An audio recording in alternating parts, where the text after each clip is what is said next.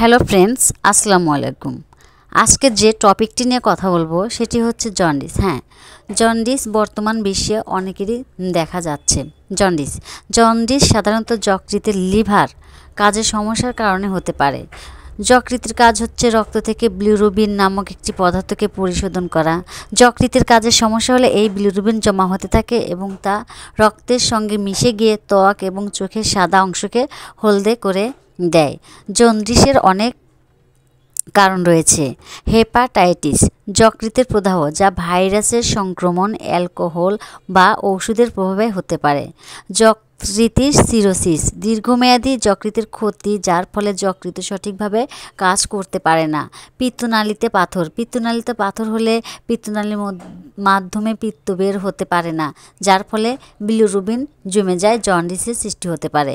Haemolytic anaemia, রক্তের লোহিত কণিকা দ্রুত ধ্বংস হয়ে গেলে যকৃতের অতিরিক্ত বিলিরুবিন জমা হতে পারে।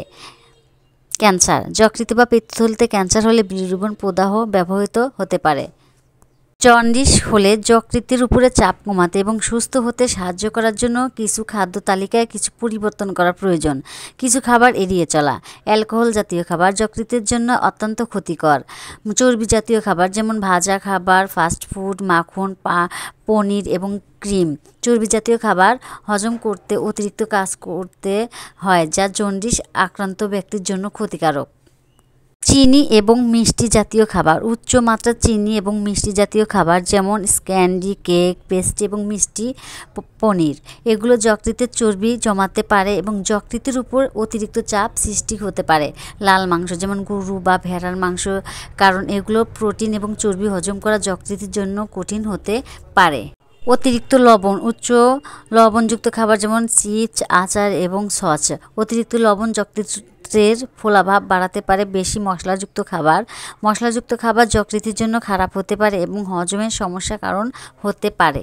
জন্ডিস হলে একজন চিকিৎসকের পরামর্শ অনুযায়ী খাদ্য তালিকার পরিবর্তন করা উচিত এবং যকৃতের সুস্থতার জন্য পরিমাণ মতো বিশ্রাম নেওয়া প্রয়োজন। তাজা ফল, শাকসবজি এবং পর্যাপ্ত পানি পান করা অত্যন্ত ভালো। জন্ডিস হলে হোমিওপ্যাথি জন্ডিসের চিকিৎসায় সহায়ক হতে পারে, তবে এটি রোগীর নির্দিষ্ট লক্ষণ, জন্ডিসের কারণ এবং শারীরিক অবস্থার উপর ভিত্তি করে প্রদান করা হয়। হোমিওপ্যাথিক চিকিৎসা ব্যবস্থার লক্ষণ ভিত্তিক ওষুধ নির্বাচন করা হয়। নিচের জন্ডিসের জন্য সাধারণত ব্যবহৃত কিছু হোমিওপ্যাথিক ওষুধ এবং তাদের লক্ষণ দেওয়া হলো। সেলিডোনিয়াম মেজাজ, প্রধানত যকৃতের সমস্যার জন্য ব্যবহৃত হয়।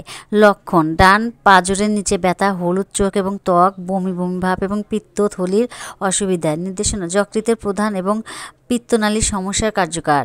কার্ডুয়াস মেরি, যকৃতে প্রদাহ এবং সিরোসিসের জন্য ব্যবহৃত করা হয়। লক্ষণ: যকৃতে ফোলা, ডান দিকে ব্যথা এবং তিক্ত স্বাদ। এটি যকৃতের কার্যক্ষমতা উন্নত করে। নাক্স ভূমিকা: বেশি অ্যালকোহল সেবন, অতিরিক্ত মশলাযুক্ত খাবার এবং অতিরিক্ত মানসিক চাপ জনিত জন্ডিসের জন্য।